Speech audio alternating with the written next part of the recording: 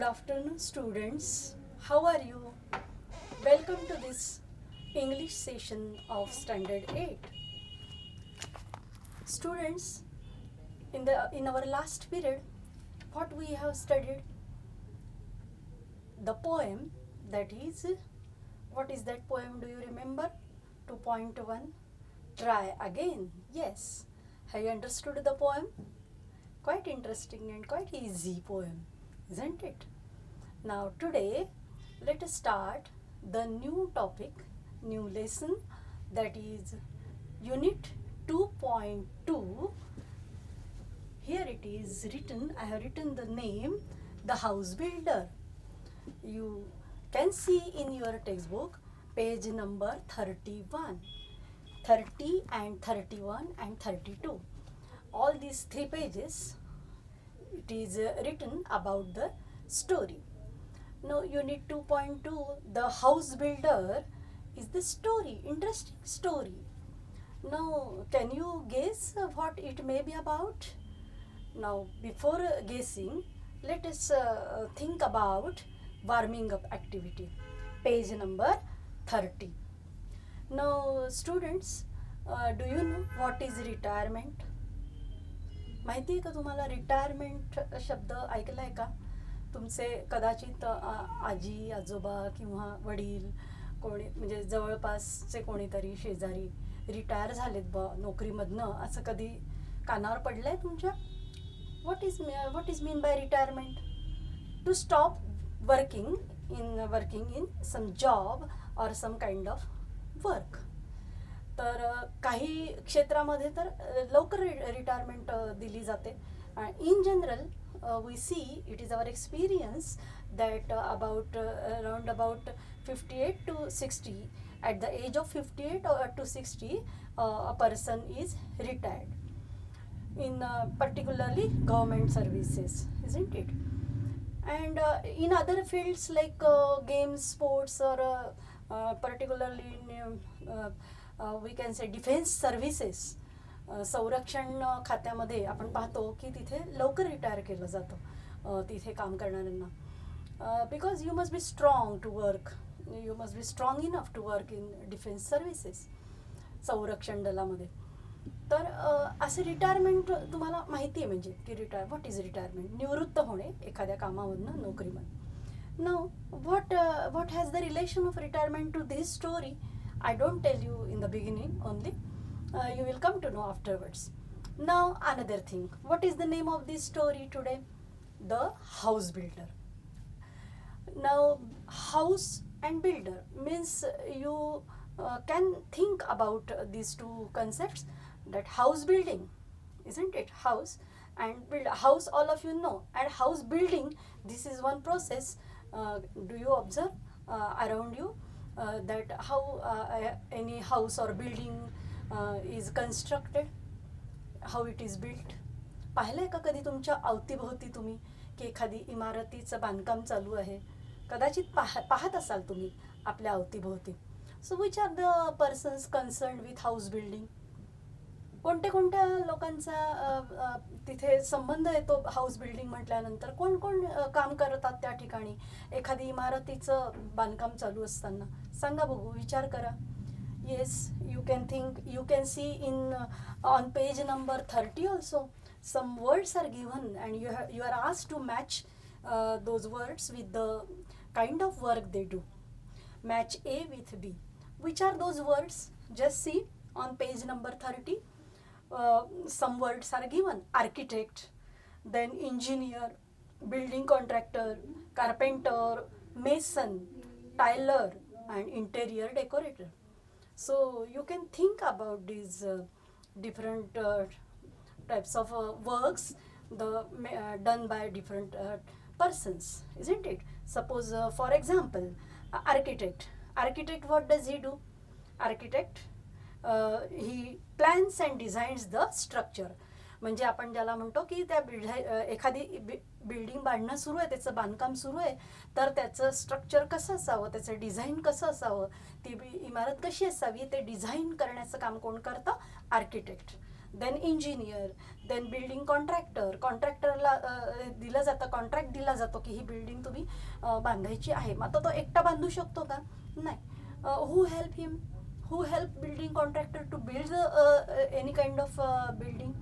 Yes, of course, carpenter, mason, then tiler, interior decorator. You will find out what kind of work they do. Now one word has come here, mason, and this word is related with the story, because in the very beginning of the story you just see on page number 31, in the margin words, in the margin some word meanings are given. That is, the very first word is given is mason. What is the meaning of that? Mason means one who builds with stone, bricks and cement. म्हणजेच त्याला आपण काय म्हणतो? गवंडी. मग आता लक्षात आलं ना तुमच्या की एखादी इमारतीचं बांधकाम चालू असताना तिथे कोण कोण काम करत असतं, कोणत्या कोणत्या प्रकारचं, त्यातलं एक काम करणारा हा जो गवंडी असतो त्याच्याविषयीची ही स्टोरी आहे. त्याला मेसन असं नाव आलेलं आहे इंग्लिशमध्ये. So this is a story of a mason. Now just let us read the story, isn't it? Try to concentrate to the story. And while we will read the story, you will come to know the new words also and their meanings also. I'm going to tell you. Okay? So let us read the story. Very interesting story about about a mason in the house builder. Okay? So let us start. This is a story of a mason who worked for a building contractor. The mason always strove to do his work to perfection. As soon as the house had been designed by the architect and details finalized by the engineer, the contractor would send for the mason and leave the responsibility of building the house to him. The mason would then, without wasting any time, start his work. He would take great interest in his work of building and do it with full dedication. Now you try to concentrate on such words which are bold typed, because the meaning in English is given in the margin. Okay, so dedication is such word. Try to read the meaning, and I am also going to tell you in Marathi also. He made sure that he used the best construction material of high quality. The measurements of the walls, doorways, arches, etc. were perfect, and he gave an excellent and appealing finish to whatever he built. The owners of the new houses built would be more than satisfied with the construction. Because of the zeal, diligence, loyalty and persistence that he displayed in his work, the mason was in great demand and fetched good business to his contractor. Subsequently, the contractor recompensed the mason handsomely with a very good salary. He could meet the needs of his family sufficiently without any scarcity. Now, this much part we will think about first. What have you understood from this reading? That a mason who was a very good workman. Yes, he worked so nicely and skillfully that there was a great demand for his work. Because of what qualities that mason had in him? Zeal, dedication, diligence, loyalty and persistence. What are the meanings of this? Now you try to see in margin also the meaning, and Marathi meaning also I am going to tell you. Now what is the first word? Dedication. Mason you have understood, ज्याला आपण गवंडी म्हटलेलं आहे. त्या गवंड्याचीच ही एक गोष्ट आहे पहा, एका गवंड्याची, की त्याच्यामध्ये कोणत्या क्वालिटीज होत्या आणि तो कसं काम करायचा सुंदर. तर डेडिकेशन त्याच्यामध्ये होतं पहा. त्याच्यामधल्या आधी क्वालिटीज दिलेल्या आहेत ह्या पहिल्या 2 पॅरेग्राफमध्ये. Dedication means what?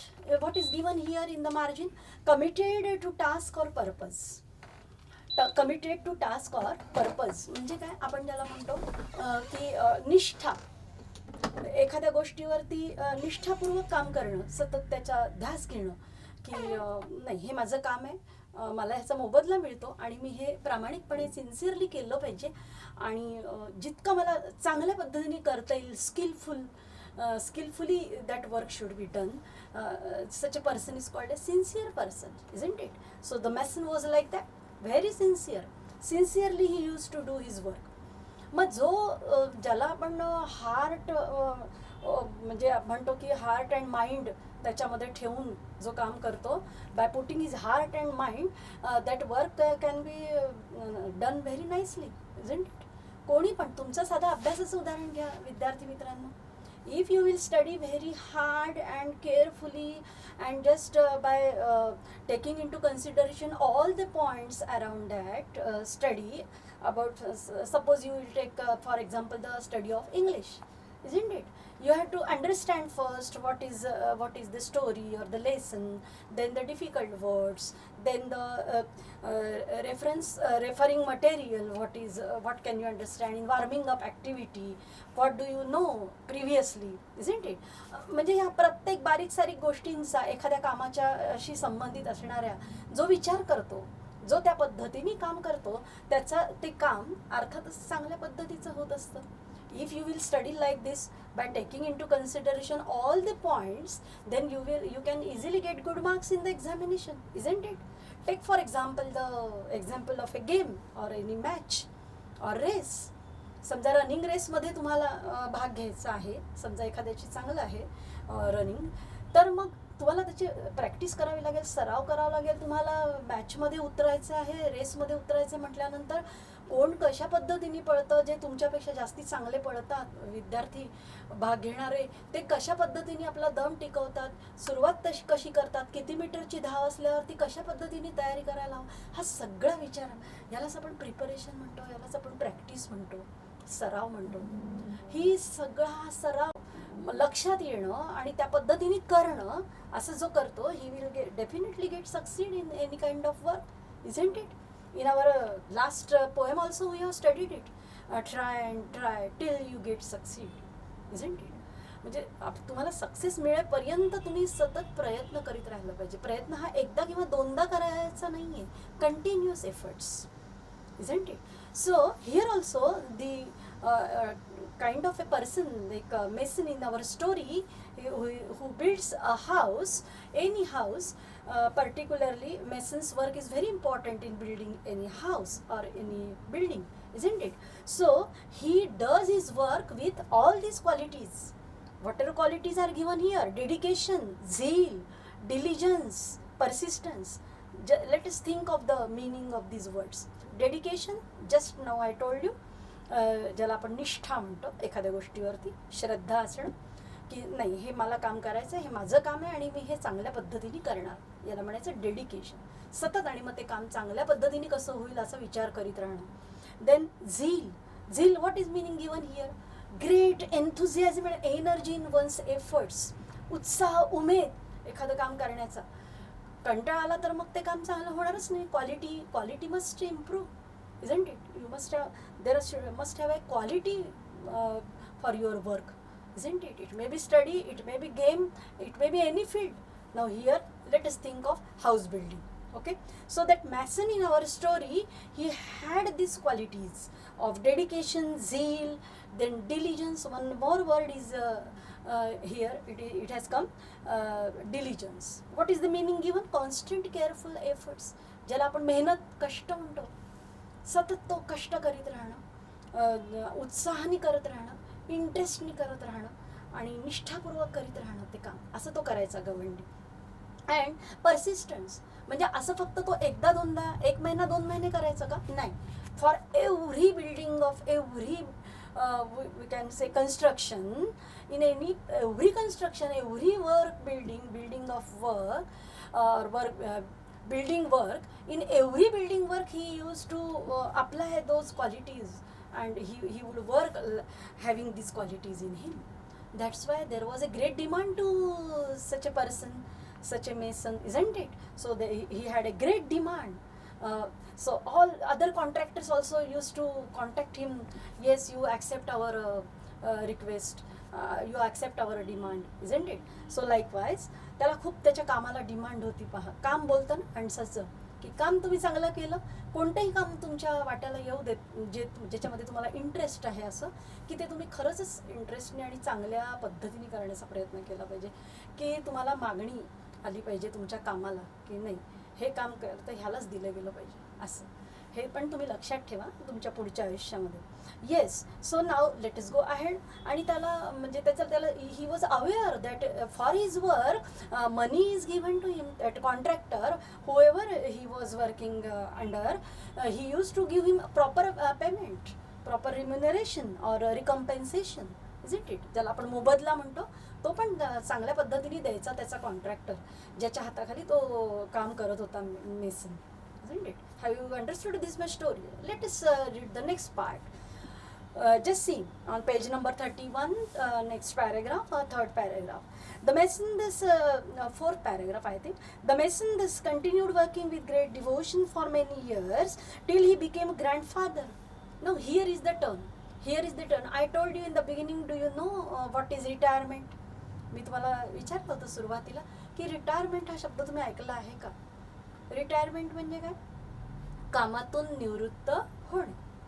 No, for so many years this mason in the story worked with all types of qualities whatever we have just scene.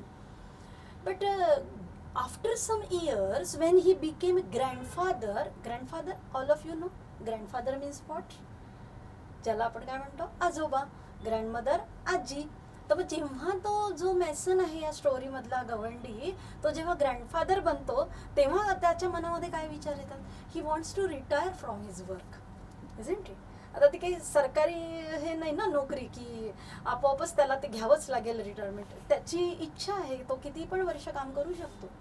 But when he became grandmother, naturally one feels at some age of 55, 56 or 58, 60, these are the stages in the age that one feels tired, isn't it? Physically maybe.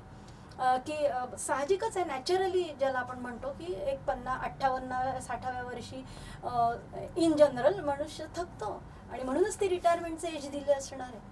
तर मग आता इथे तर सरकारी नोकरी नाही आहे त्यांनी जे स्वीकारलेलं आहे आवडीने काम गवंड्यांनी, त्याला असं वाटलं की आता आपण आजोबा झालो आहे, आपली फॅमिली मोठी होतीये, तर आपण आता ह्या नातवंडांमध्ये वेळ घालवावा आणि म्हणून आता नको करायला बिल्डिंगचं काम, हाऊस बिल्डिंगचं काम.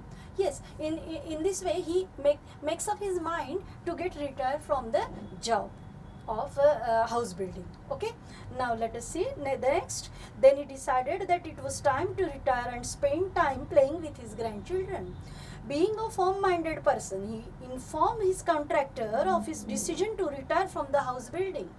The contractor was very disheartened to lose such an excellent workman and urged the mason to continue his job. But to no avail, the mason had made up his mind and refused to carry on. You see the bold typed words, meaning is given, English meaning is given in the margin. But to no avail, it was of no use to request the mason to continue his work. तो contractor जो होता, ज्याच्या हाताखाली तो काम करत होता mason, तो गवंडी, की त्यांनी कॉन्ट्रॅक्टरनी म्हणून पाहिलं त्याला की नको हो तू रिटायर, किती चांगलं काम करतो तू, किती तुला डिमांड आहे तुझ्या कामाला, पण नाही. तो म्हणला की no I am firm in my decision and he has made up his mind to get retired from the work of house building. So many times the contractor requested the mason, but one last request he gave to that mason in the story, that you just build one last house in your work. तुझं जे पूर्ण working आहे आत्तापर्यंतचं त्याच्यामध्ये आता तू नाहीच म्हणतोय, रिटायरच व्हायचं म्हणतोय, तर एक शेवटचं घर मात्र तू चांगलं बांध. एकदम त्याला प्रॉपर प्लेस वगैरे देतो बांधायला जागा, अशी एकदम ज्याला आपण म्हणतो ना बंगल्यासाठी बंगलो बांधायला एक सुरेख जागा, अशी जरा वेगळी की खूप सुंदर बंगला तिथे बांधला जाईल अशी जागा देतो कॉन्ट्रॅक्टर त्याला. And he request him to build at least this one last house in his house building performance, isn't it? Now ज्याला आपण काय म्हणतो अनविलिंगली, अनिच्छेने तो तयार होतो mason in the story. he has made up his mind to retire from the work of house building, but due to constant request of the contractor, he finally agreed or accepted the request. Okay, finally the contractor convinced the mason to build one last house on a beautiful and convenient site as a special favor. कळतंय ना, गोष्ट कळते, very easy and quite interesting also. बघा, खूप सुंदर पद्धतीने काम करायचा तो गवंडी, पण एक स्टेज अशी येते की सुंदर काम करणाऱ्याला पण वाटतं की नको आता बस हे काम करणं आपलं, आता आपण छान जरा आराम करूया. दिस is called only retirement.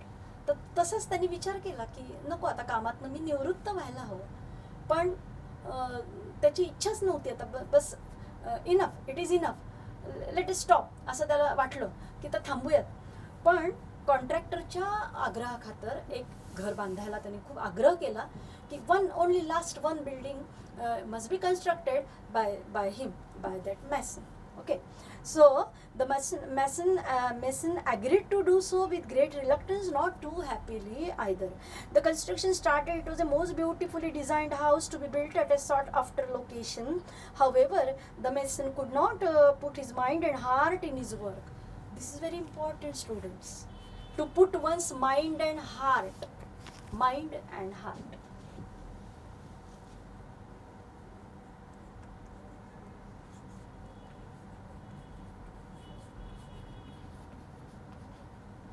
This is a kind of phrase, to put one's mind and heart in some work. Mind ज्याला आपण बुद्धी म्हणतो किंवा मन, आणि हार्ट म्हणजे मन म्हणूया. बुद्धी आणि मन दोन्ही गोष्टी म्हणजे विचार आणि मन सुद्धा म्हणजे इच्छा. हे विचार आणि इच्छा या दोन्ही गोष्टी जेव्हा एखाद्या कामामध्ये आपण ओततो तेव्हा ते काम खरोखरच चांगल्या पद्धतीने होतं. But now in this last work, whatever contractor has given to this mason, he was not willing, he was not ready to put his mind and heart in the work. So unwillingly only, ज्याला आपण अनिच्छेने म्हणूया, अनिच्छेने तो ते काम करायला तयार झाला. Yes, मग आता जी गोष्ट अनिच्छेने होते ना, म्हणजे when one does not put a mind and heart in some work, that work cannot be very nice and excellent and skillful, isn't it? कोणतंही काम जर आपण त्याच्यामध्ये जीव ओतून म्हणतो ना आपण मराठीमध्ये, जर केलं नाही, जीव ओतून केलं नाही किंवा मन लावून जर केलं नाही तर त्याची क्वालिटी राहतच नाही त्या कामाची. करायचं म्हणून करायचं, कम्प्लीट सांगितलंय का मॅडमने अभ्यास करायला, मग करायचं आपलं काहीतरी, असं नाही मन लावून करा अभ्यास, अभ्यास मन लावून करा विद्यार्थी मित्रांनो. नाही केलं तर काय होतं हेच आपल्याला बघायचं या स्टोरीमध्ये. बघा, what happened, let us see. Yes, the construction started, but he did his work very roughly. Rough, you know, rough, not nice, not smooth and soft. चांगलं नसणं, खराब काम, त्याला रफ म्हणायचं. रफ वर्क नाही का करत आपण when you study. केअरलेसली, निष्काळजीपणाने खराब काम करणं, त्या पद्धतीचं काम त्याचं व्हायला लागलं त्या लास्ट बिल्डिंग कन्स्ट्रक्शनमध्ये. विदाउट इंटरेस्ट और dedication. We have seen these qualities. Even the building material used was of low quality, but he did not care. He simply wanted to complete the job in haste and finally retire. The house was ready earlier than expected. Very roughly made structures, weak walls, poor finish, and did not look as good at all as designed by the architect. कुठलंही जी building असते ती architect designing करतो, engineer त्याला ती इमारत जी असेल, building असेल, ती form and stable and strong झाली पाहिजे याकडे लक्ष देतो. कॉन्ट्रॅक्टर सगळ्या याच्यावरती सुपरवाईज करतो सगळ्या कामावर, आणि ॲक्च्युअल काम करणारा जो मेसन आहे आणि त्याच्या हाताखालचे जे वर्कमेन आहेत सगळे बाकीचे कामगार, ते सगळे काम करत असतात एखादी बिल्डिंग बांधणं चालू असताना. सगळ्यांचे रोल्स महत्त्वाचे आहेत, पण जास्त इम्पॉर्टंट रोल कोणाचा आहे, मेसनचा. आणि तोच त्यांनी इंटरेस्ट काढून घेतला म्हटल्यानंतर ती इमारत, त्याच्यासाठी वापरणारी मटेरियलची क्वालिटी, हे सगळं अगदी लो क्वालिटीचं त्यांनी वापरलं. Naturally what happen, the house was ready earlier than expected. Very रफली मेड स्ट्रक्चर्स. इमारत तर तयार झाली, लवकर झाली आणि वेळेपेक्षा, सांगितलेल्या वेळेपेक्षा, पण कशी झाली, not of good quality, very low quality, rough construction. Material was also was not of very high quality, low quality. Everything was of low quality and not a very nice finishing also. Yes, weak walls, poor finish, did not look as good at all as designed, yet the mason did not care. He informed the contractor that the house was ready and he was waiting to hand over its keys to him. Last paragraph is very important, students. Just pay attention. Have you understood this much story? इथपर्यंतची story तुम्हाला कळली असेल की त्या मॅसननी retirement घेतल्याचं ठरवल्यानंतर naturally काय झालं, त्याचं कामातलं लक्ष उडालं. And whatever last building he built, he built it, he did that work without any interest and concentration. And without any interest and concentration, if anybody will work, what happens, we have to see. कशी इमारत तयार झाली without interest काम केल्यामुळे, अर्थातच of low quality, isn't it. पण त्यालाच वाटलं की हा फार मागे लागलाय कॉन्ट्रॅक्टर आपल्या, तर एकदाचं काम करून मोकळं व्हावं, तशाने त्यांनी ते काम केलं. But last paragraph is very, it's a very interesting and turning point in the story. We are not the readers, we are not aware of this last point, turning point. Just see what happens in the last paragraph. The contractor arrived at the site. He had a file of legal documents in his hand. The mason handed over the new house's keys to him. Keys म्हणजे काय, चाव्या. त्या घराच्या नवीन तयार झालेल्या घराच्या चाव्या मेसनला वाटलं की देऊन टाकाव्या कॉन्ट्रॅक्टरकडे आणि आपण मोकळं, because he wanted to retire from the work, isn't it. त्याला वाटलं तर आपल्याला मोकळं व्हायचं, हे पण काम करायची त्याची इच्छा नव्हती, पण तो कॉन्ट्रॅक्टर खूप मागे लागला म्हणून तो ते काम करायला तयार झाला होता. कसं तरी बांधून मोकळं व्हायची ती एक इमारत लास्ट. आणि कशी तरी बांधल्यामुळे it was of not very good quality, आणि मग ती अशी तयार झालेली इमारत त्याच्या चाव्या तो द्यायला लागला कॉन्ट्रॅक्टरकडे, कॉन्ट्रॅक्टर आल्यानंतर. But the contractor did not step forward to enter the house to see it. Instead, with a broad smile, he handed over the file along with the house keys to the mason and said, beaming happy, beaming, the meaning is given here, beaming, smiling with great joy. Beaming means smiling with great joy. अगदी आपण म्हणतो ना आनंदाने एखादं बक्षीस आपण एखाद्याला द्यायला लागलो की सुंदर काम केलंस बाबा तू, रिटायरमेंटच्या वेळेस कधी सरकारी ऑफिसेसमध्ये की रिटायरमेंटचा कार्यक्रम असतो निवृत्तीचा, आणि मग त्यावेळेला शाल, श्रीफळ किंवा भेटवस्तू दिली जाते, गिफ्ट वगैरे. तर आता इथे याला म्हणजे तो घराच्या स्वरूपातच ती चावी तर द्यायला लागला कॉन्ट्रॅक्टर त्या मेसनला, बरं का, त्यांनीच बांधलेल्या घराच्या चावी, की हे घर तुझ्या ताब्यात आता. Yes. And said beaming happy tone, these are the ownership documents of this new house in your name. The house is yours. I had planned it as a gift for you. Contractor is saying this. I have planned to give this house to you as a gift for your well done work. Whatever working span is yours, whatever type of work you have done since so many years, you have done very well. You have done the house building very well with zeal, dedication, diligence, persistence, etc., loyalty. So as a gift, as a reward, of course he has given him remuneration, or what is that word here, recompensation, for the house building of every house building. For every work he has given him the money. म्हणजे पैसे दिलेले होते त्यांनी कामाचे पैसे त्याला वेळोवेळी, परंतु आता ही लास्ट जे आहे ते कामाचे पैसे देण्यापेक्षा त्यांनी ते या स्वरूपात गिफ्ट देण्याचा विचार केला कॉन्ट्रॅक्टरनी, की त्यांनी इतकं सुंदर काम केलंय पूर्ण आयुष्यामध्ये. Contractor did not know that the mason had built that house so without any interest and so carelessly. कॉन्ट्रॅक्टरला काय माहिती की मेसन हा जो ज्याची आपण एवढी स्तुती करतोय आणि ज्याला एवढी डिमांड पूर्ण त्याच्या कामाच्या स्पॅनमध्ये मिळाली आहे, त्याच्या कामाला एवढं कौतुक झालेलं प्रशंसा, तो त्याला शेवटचं एक रिटायरमेंटचा विचार मांडल्यानंतर शेवटचं एक आपण काम दिलं घर बांधण्याचं, तर ते त्यांनी चांगलं केलं नाही, विथ इंटरेस्ट अँड डेडिकेशन केलं नाही, हे कॉन्ट्रॅक्टरला काय माहिती. But the mason himself knew that. त्याला माहिती होतं मेसनला, कारण त्यांनीच बांधलेलं घर होतं. Material low quality, without interest, carelessly he had built that house. The house builder who worked very nicely and skillfully in his life, throughout his life.